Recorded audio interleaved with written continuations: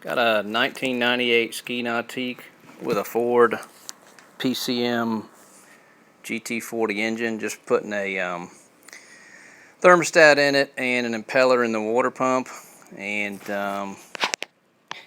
didn't have the part. Well, I had the impeller, but I didn't have the water pump.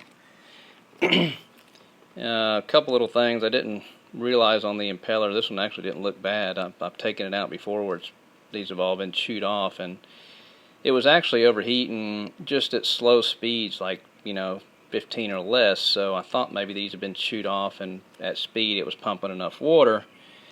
What I didn't realize is I could have just took one of the hoses off, took the belt off, and looked down inside and turned it until got an idea what condition it was in.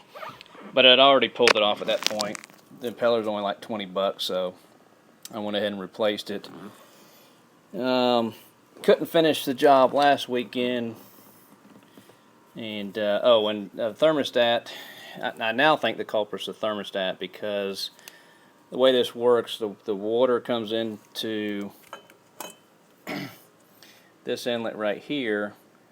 It pumps a little bit down through here into the block, I guess, and then these two go out to the exhaust manifolds.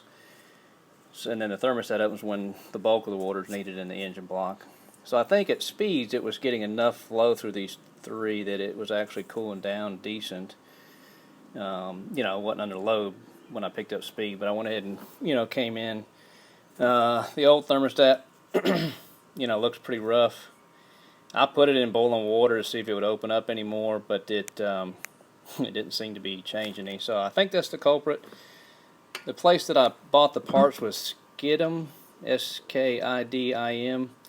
Shipped them right to me. Great pricing. They said also to check the transmission cooler, see if it had any debris in it. I do have a water strainer on the back, if you can see that. And that I don't have a lot of grass in this lake, so I really don't think there's anything in the lines. But anyway, and on the water pump, since I didn't get to film it when I took it off, it really just has the Sherwood pump on this PCM engine, just has really 3 bolts. Comes out really easy, has a brass gasket, so you don't have to replace that gasket. There is a gasket that comes with the thermostat though. And I actually used a wood chisel to get it off the housing. Worked really well. I wouldn't recommend hitting it with a hammer. Just taking your palm and bumping it around, got it off. And a little Dremel tool to kind of, a few places are hard to get. So anyway, hope that is the issue. We shall see.